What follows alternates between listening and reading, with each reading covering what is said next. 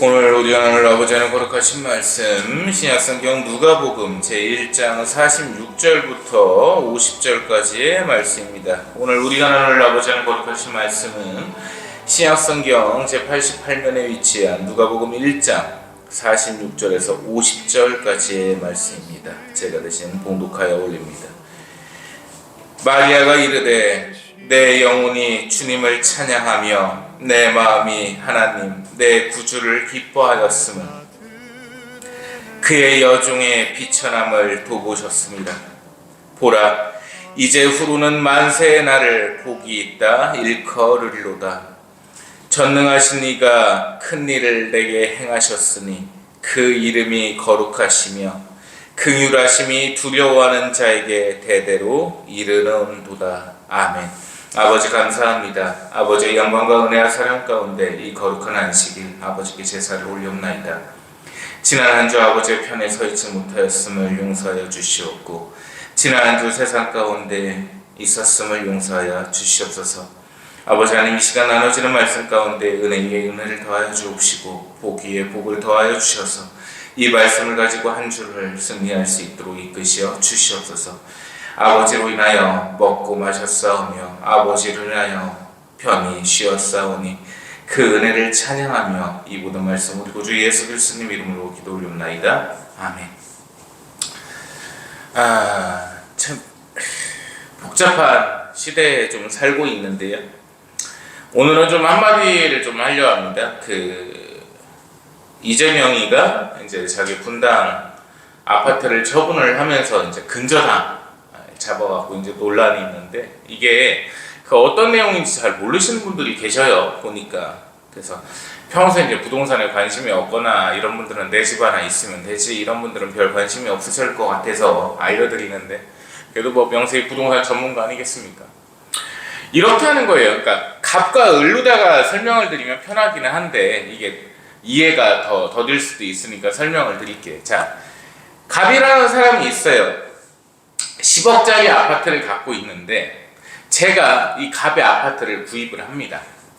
매매를 해요. 그래서 이 10억을 갖다가 제가 주고 사야 되잖아요. 근데 제가 돈이 3억밖에 없어요. 그래서 이 사람한테 6억을 갖다 빌려요. 그러니까 10억에 사는데 이 사람한테 6, 7억을 갖다 빌린다고요. 집 주인한테. 그러면 소유권은 어떻게 되는 거예요? 저한테 넘어오는 거죠. 2조 넘게 되기는 해. 근데 문제는 뭐예요? 근저당을 설정을 해버립니다. 이 사람이. 자, 근저당권은 뭐예요? 경매를 갖다 칠 수 있는 권한이에요. 쉽게 얘기를 하면 저당 자체가. 근저당의 뭐 효력이 뭐겠어요? 경매가 됐을 때 법적인 문제가 됐을 때 주장을 할 수 있는 거죠.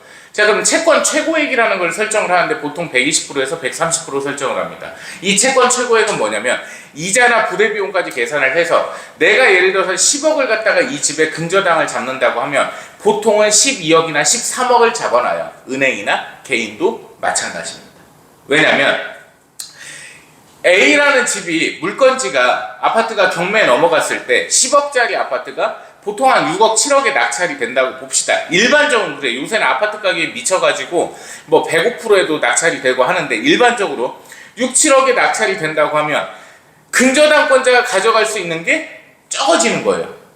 10억에다가 6, 7억을 갖다가 근저당을 해놨다고 쳤을 때 국세하고 지방세가 1순위로 빠져버리거든요.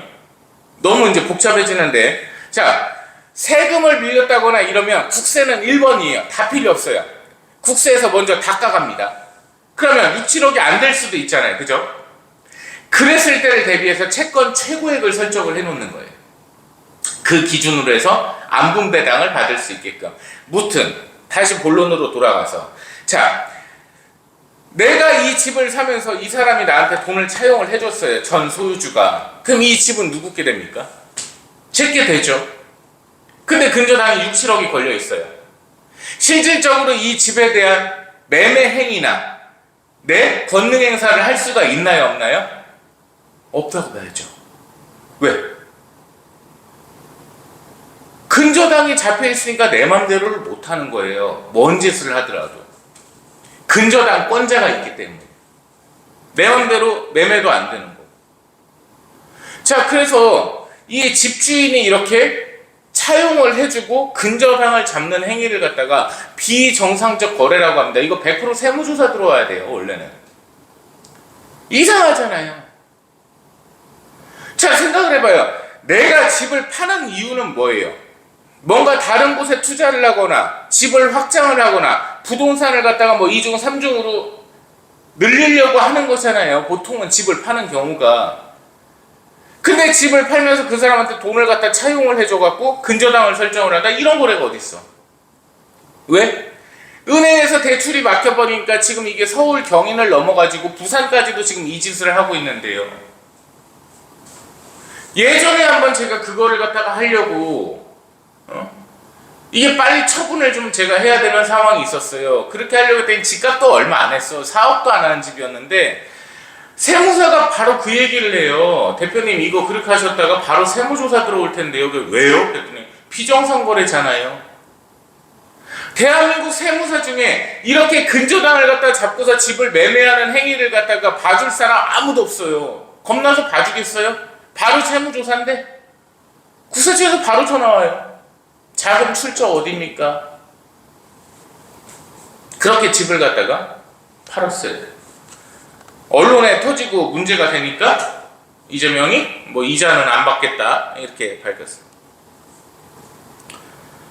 아휴, 이거예요 이거. 참 답답하죠. 지금 그 교회를 이제 오면서 그 유튜브를 하나 봤더니 제가 까먹었어요. 채널명은. 이제 제명이의 그 되게 큰 업적 중에 하나가 계곡에 이제 그 불법 점거한 상인들 싹 없앤 거잖아요. 이제 야가 그 얘기를 하면서 그때 그러더라고요. 커피와 차를 팔아라. 그 탁쭉 삐삐삐 땀 흘려가지고 해봐야 돈 5만원 받으면서 돈 3만원 남는데 커피 내가 알아보니까 원가가 120원이더라. 걔가 그런 업적을 했어, 제명이가. 걔 이제 유튜브를 보니까 뭐냐면 계곡에서 아직도 불법 영업을 해요.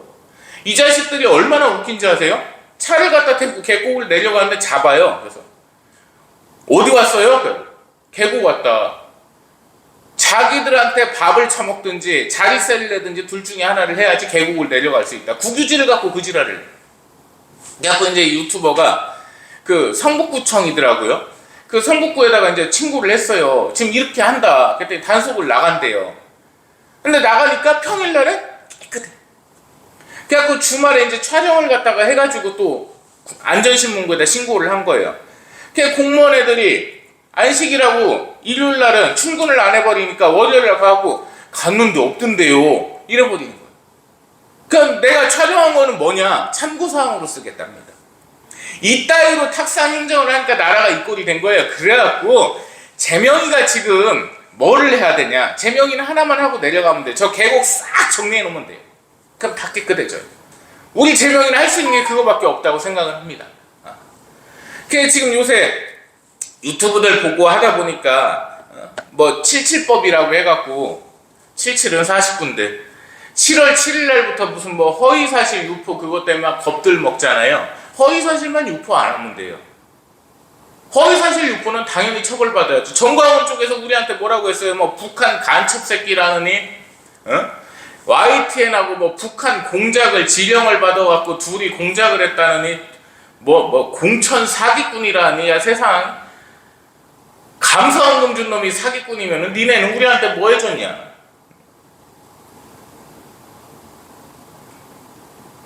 정광훈이네가 많이 했어요 그거를. 그 밑에 있는 윤영보라는 애는 지금 이제 징역 가 있죠.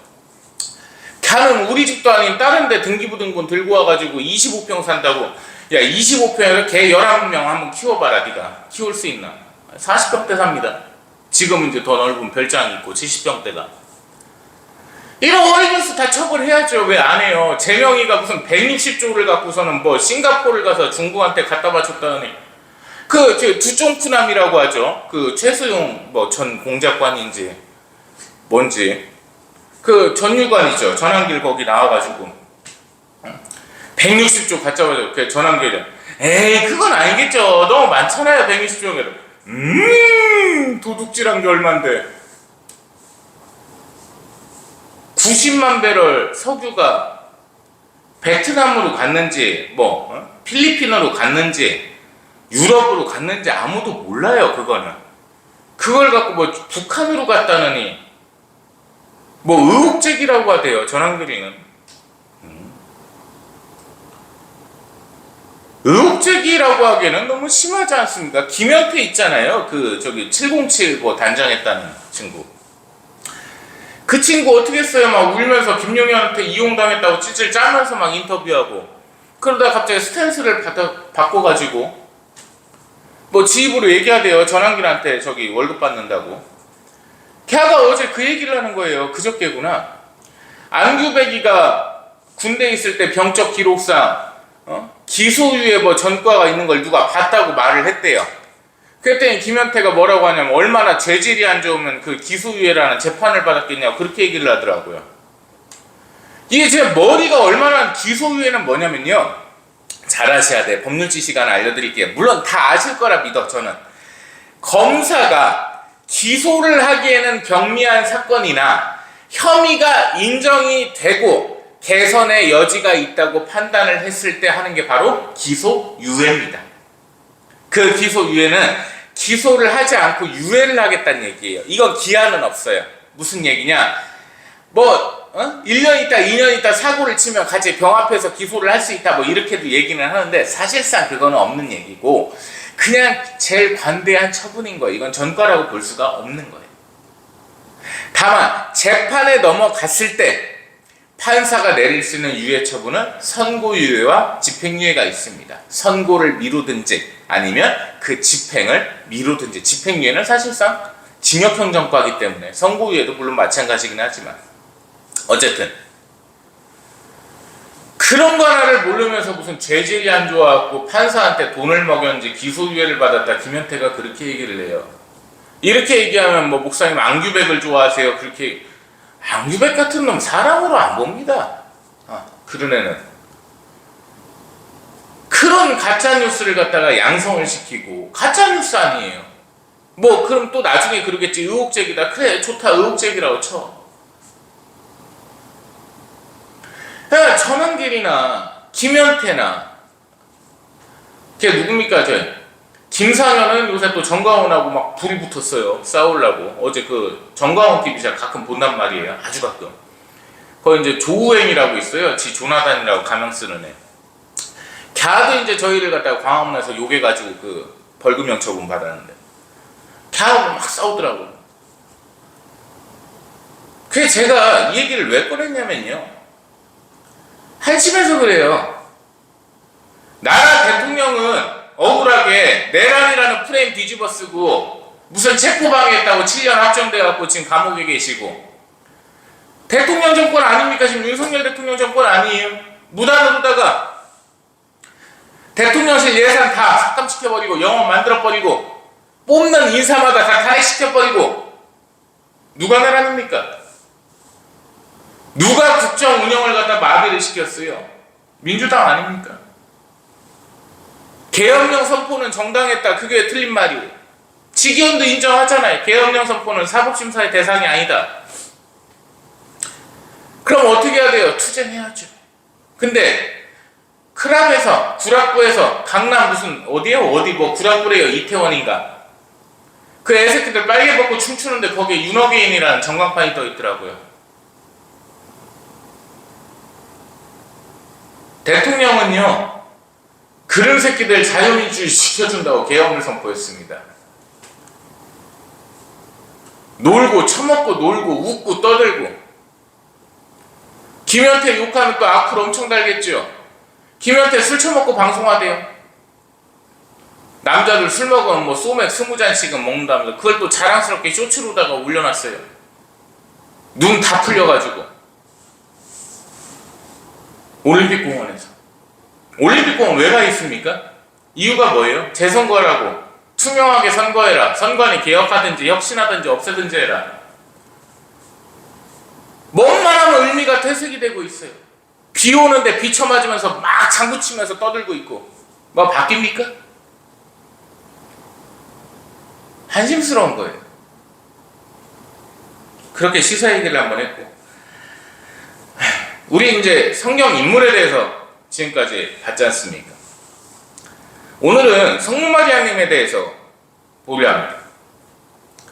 이게 잘못된 목사들의 아주 잘못된 얘기 중에 하나가 뭐예요? 성모 마리아님으로 인해서 구교와 신교가 나뉜다. 천주교와 기독교, 개신교가 갈라졌다. 이런 헛소리를 하고 있는데 그게 아닙니다. 이 성모 마리아님에 대해서 학자들이 어떻게 얘기를 했는지 보겠습니다. 우리 장로교는요, 칼빈 신학을 따라요. 칼빈주의를 지향을 하기 때문에 그럼 존 칼빈이 어떻게 얘기를 했을까? 그거를 먼저 보고자 합니다. 자, 칼빈 신학자는요, 성모 마리아님이라는 호칭을 썼습니다. 그리고 복된 여인이라고도 표현을 했습니다. 그 근거가 뭡니까? 오늘 본문 말씀 보시겠습니다. 이게 마리아 찬가라고 하는 말씀입니다. 마리아가 이르되 내 영혼이 주를 찬양하며 내 마음이 하나님 내 구주를 기뻐하였음은 그의 여종의 비천함을 돌보셨습니다. 보라, 이제 후로는 만세에 나를 복이 있다 일컬을로다. 아멘. 자, 이제 후로는 만세는 영원 무궁토록이죠. 근데 성모 마리아님께서 직접 말씀하십니다. 이제는 나를 복된 여인이라 만세에 일컬을 것이다. 말씀을 하십니다. 자, 이거를 본인이 말씀하신 거예요. 찬가예요, 찬가. 찬양하는 노래인데요. 찬양하는 노래입니다. 말 그대로. 이거를 누가 감화감동을 하셨냐? 성령 하나님께서 감화감동 인도 역사를 하셨다. 원문대로 보면 그렇게 봐야 되는 거예요. 그러니까 이 성모 마리아님의 삶은요, 고귀하고 순결했어요. 그러다가 요셉이라는 분과 약혼을 하셨습니다. 자, 그래서 여기서 신학적인 문제가 부딪혀요. 성모 마리아님께서 평생 동정이셨냐? 남자를 알지 못하셨냐? 아니냐? 거기서 이제 갈리거든요. 그래서 여기서 보시면 예수님 밑으로 분명히 형제들이 있었단 말이에요. 그런데 그 형제들에서 성경은 직접적으로 언급하지를 않습니다. 그러니까 마리아님께서, 성모 마리아님께서 잉태를 하시고 출산을 하셨다는 게 기록이 나와 있질 않아요. 어떻게 되냐면 엘리사벳 선생을 만나러 가셨을 때 엘리사벳 선생님이 말씀하십니다. 성모 마리아님께 여인 중에 복되시며 태중의 아들 예수 그리스도 또한 복되시나이다. 그러니까 알아봤어요. 엘리사벳 선생님께서 알아보셨어요. 하나님의 거룩하신 성육신을 잉태하셨음을 알아보셨는데 그 뒤로 예수님의 그 고귀하신 거룩하신 성육신을 출산을 하시고 그 뒤로 자녀를 낳으셨다는 기록이 없어요. 그래서 어떻게 봐야 되냐? 성요셉 선생님이 제취다.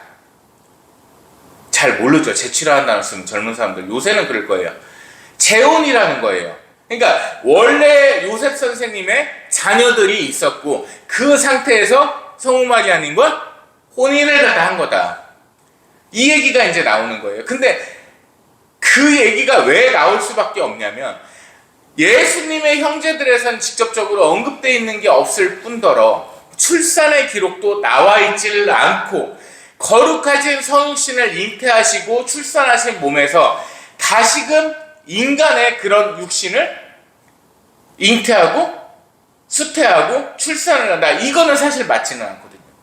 그러니까 평생 동정이신 성모 마리아님이라는 천주교의 그 기도가요, 괜히 나온 게 아니라는 거예요. 천주교에서는 그 기도문이 있습니다. 실제로 마리아 숭이라고 해가지고 성모 마리아님에 대해서 평생 동정이시라는 단어가 붙어요. 그러니까 그 단어가 성경적인 근거로 나왔다 이겁니다. 그러니까 우리 개신교에서 이걸 되게 잘 봐야 돼요. 그 성모 마리아님에 대해서 폄하를 한다거나 훼손을 한다거나 뭐 오히려 비판을 한다. 미친놈들입니다. 정신 나간 놈들이에요. 왜 정신 나간 놈들이 있지? 제가 보여드리겠습니다. 우리 잠깐 말씀 보실게요. 요한복음 19장 보겠습니다. 요한복음 19장 25절입니다. 요한복음 19장 25절. 예수님의 십자가 곁에는 그 어머니와 이모와 글로바의 아내 마리아와 막달라 마리아가 섰는지라. 아멘. 자, 여기에 마리아란 조남을 가지신 분이 세 분 나오시거든요. 첫 번째 성모 마리아님, 그로바의 아내 되시는 마리아 선생님, 그리고 막달라 마리아 선생님이 계시거든요. 자, 그런데 잘 보십시오. 성경 말씀을 갖다가 폄하해서 보면 이게 안 보이는 거예요. 예수님의 십자가 곁에는 그 어머니라고 써 있습니다. 누굽니까? 누구예요? 성모 마리아님. 26절. 예수님께서 자기의 어머니와 사랑하시는 제자가 곁에 서 있는 것을 보시고, 어머니라고 표현되어 있다니까? 하나님의 어머니시라고요. 거룩하신 성삼일체 하나님이시며 이 만왕의 왕이 되시며 우리의 구주가 되시며 우리를 위해 이 땅을 심판하러 오실 지금도 무소부재하신 예수 그리스도 성자 하나님의 어머니시라는 겁니다. 근데 이런 분을 폄하를 합니까? 왜 성모 마리아님이 잘못됐어요? 하나님의 어머니시라니까요. 하나님의 어머니시라고. 예수님이 하나님이십니까? 아니십니까? 하나님이라고 하죠, 말은. 성모 마리아님 얘기하면 아유, 왜 성모 마리아님? 하나님의 어머니시라니까요. 거룩하신 예수 그리스도님의 그 성육신을 잉태를 하셨고 출산을 하셨고 보살피신 분이시라니까요. 얼마나 복되신 분입니까? 죄인된, 그러면 성모 마리아님이 원죄가 없다, 천주교에 주장한 거거든요. 그건 틀려요. 틀린 겁니다. 이거는 다른 게 아니라 틀린 거예요. 왜? 성모 마리아님 또한 사람의 몸으로 오셨어요. 아담과 하와의 후손이기 때문에 원죄를 갖고 태어나신 분입니다. 죄인이었어요. 그러나 하나님의 선택을 받으셨고요. 아버지 하나님의 거룩하신 강복 안에서 그 고귀한 사역을 하실 수 있었던 겁니다. 그럼 결과적으로 뭐예요? 원죄는 있으셨으나 만세의 복된 여인이라 지칭받으실 유일하신 분이라는 겁니다. 그래서 초기 교부들은 새 하와라고 불렀습니다. 이렇게 보셔야 돼요. 아담으로 인해서 죄가 들어왔어요. 그 미친놈으로 인해서. 근데 예수님으로 인해서 죄가 없어졌습니다. 죄사함이 생겼어요. 이제 낙원으로 갈 길이 열렸고 천국으로 갈 길이 열린 거예요. 성모 마리아님의 순종으로 인해서 예수님의 거룩하신 성육신이 이 땅에 오실 수 있었던 겁니다. 그래서 성모 마리아님을 초기 교부들은 새 하와라고 불렀습니다. 이어서 보실까요? 제자가 곁에 서 있는 것을 보시고 어머니께 말씀하시되 여자여 보소서 아들이니이다 하시고. 아멘.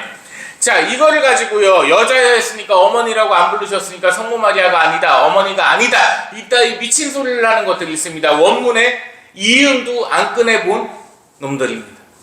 자, 카리스 주석이나 이 원문을 봐야 돼요. 주석보다도 사실 원문이 제일 정확한데, 이 여자여라는 표현이요, 개역개정이나 개역한글이나 한글로다가 표현을 해놔서 그렇지 이 당시에 그 표현이 아니에요. 여자여가 아니고요, 존귀하신 여인이요, 이 표현입니다. 존귀하신 여인이요, 거룩하신 여인이요, 이렇게 부르신 거예요. 그러니까 본인의 어머니신데 어머니로 지칭을 안 하시고, 하나님께서, 본인이라는 단어가 틀린 거죠. 하나님께서, 성자 하나님께서, 예수님께서요, 존귀하신 여인이여라고 호칭을 하셨습니다. 왜요? 하나님의 어머니시니까요. 이분은요, 성모 마리아님은 예수님의 거룩하신 그 성육신의 어머니만이 아니신 거예요. 우리의 어머니신 겁니다. 또 이렇게 가면 뭐 장길자네가 생각이 나, 어머니 하나님 찾고 그러는데 그 수준이 아니라 이 땅의 순종으로 인해서 예수님의 거룩하신 성육신이 오시게끔 하신 분, 죄인이시나 하나님의 선택을 받으신 분, 그분이 성모 마리아님이신 거고요, 우리의 신앙의 어머니신 거예요. 잘 생각을 하셔야 돼요. 신앙의 근본이 되시고 신앙의 표본이 되시고 신앙의 모범이 되시는 어머니가 바로 성모 마리아님이십니다. 죄는 있으십니다. 그리고 승천하신 게 아닙니다. 낙원에 계시죠. 그래서 호칭을 존귀하시고 거룩하신 여인이시여라고 부르셨습니다. 이어서 볼까요?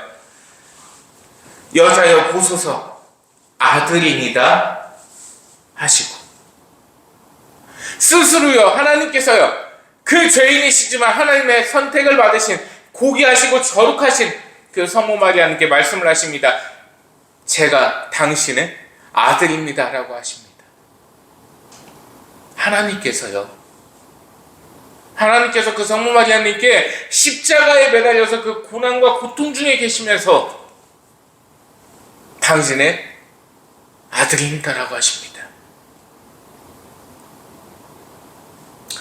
어떤 신앙책들도 얘기를 하고 저도 공감하는 부분이 있는데, 참 만세 복된 여인이라 일컬어지신 분이 맞는데 이 성모 마리아님이요, 참 가슴이 찢어지는 일을 많이 겪으셨다. 참 어떻게 보면 고난이 많으셨던 분이다, 이렇게 좀 생각이 돼요. 그럴 수밖에 없잖아요. 그 거룩하신 성육신을 키우시면서 참 이중적이죠. 하나님이신데 그 육신이 아들이신 거예요. 직접 젖을 먹이시고, 그런 분이 그 십자가에 매달려서 피투성이가 되게 계십니다. 죽음을 앞두고 계신다. 그 어머니의 심정이 과연 어땠을까요? 예수님께서 말씀하시죠. 근데 보라고 말씀을 하십니다. 당연히 지나가야 될 일이고 말씀대로 이루어져야 되는 일이기 때문에 보라고 말씀을 하십니다. 그러면 그 성모 마리아님의 심정이 어땠을까? 27절입니다. 또 그 제자에게 이르시되 보라 네 어머니라 하신대. 제자에게 말씀을, 제가 좀 아까 드렸던 말씀대로 우리의 어머니인 거예요. 제자에게 예수님께서 말씀하십니다. 이제부터 네 어머니라 말씀을 하세요. 그래서 그때부터 그 제자가 자기 집에 모시니라 라고 써있죠. 이 정도면 종결이 됐죠. 왜 성모 마리아님이시고, 왜 그분을 우리가 공경을 해야 되는 거고, 왜 그분이 높으신 분이신 줄을 이제 알아야 되지 않겠습니까? 이게요, 잘못된 게 하나가요, 적대적 관계에 있으면 그 적대적 관계자가 뭐를 하든지 간에 폄하해서 본단 말이에요. 똑같아요. 우리가 선관위를 갖다 적대적으로 보기 때문에 선관위에서 뭐를 했다고 하면 무조건 다 조작.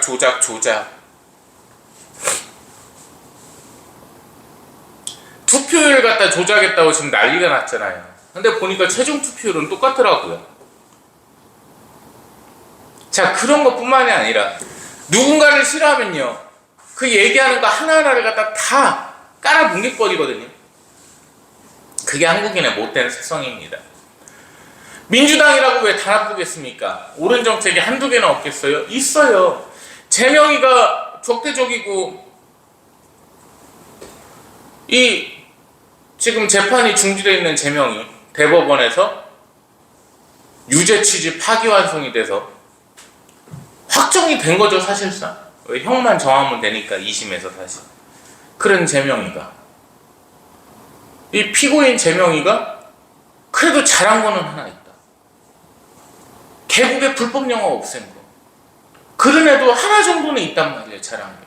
근데 개국에 없앤 거를 가지고 이 우파에서 또 뭐라고 얘기하는지 아세요? 그 먹고 사는 사람들 생계 갖다가 끊어놓은 게 자랑이냐, 또 이렇게 얘기를 한단 말이에요. 그러니까 폄하를 시켜야 되니까 말도 안 되는 소리를 갖다 또 만들어내는 거란 말이에요.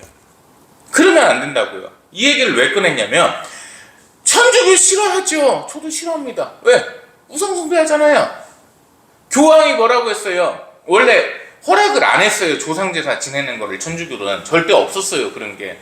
그러다 교황이 그런 거예요. 한국의 문화상 제사를 하도 좋아하니까 그것은 허락을 하겠다. 다만 그 뭐라고 하죠? 그 지방 쓰지 말고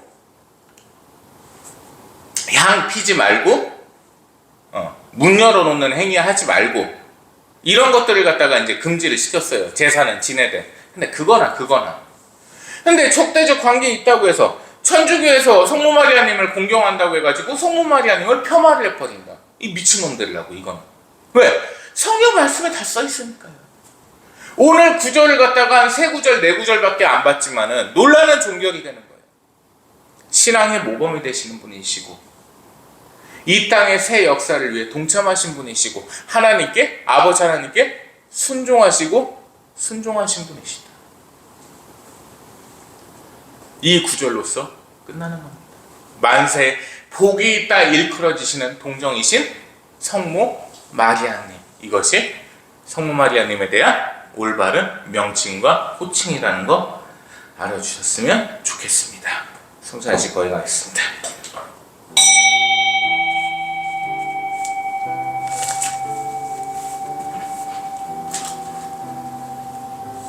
내가 너희에게 전한 것은 주께 받은 것이니 곧 주 예수 그리스도께서 잡히시던 밤에 떡을 가지사 축사하시고 떼어 이르시되 이것은 너희를 위하는 내 몸이니 이것을 행하여 나를 기념하라 하시고 식후에 또한 그와 같이 잔을 가지시고 이르시되 이 잔은 내 피로 세운 새 언약이니 이것을 행하여 마실 때마다 나를 기념하라 하셨느니라. 아멘. 신앙의 신비여 주님께서 오실 때까지 주님의 죽음을 전하며 부활을 선포하나이다. 아멘. 나눠드린 떡과 잔을 드시면 되겠습니다.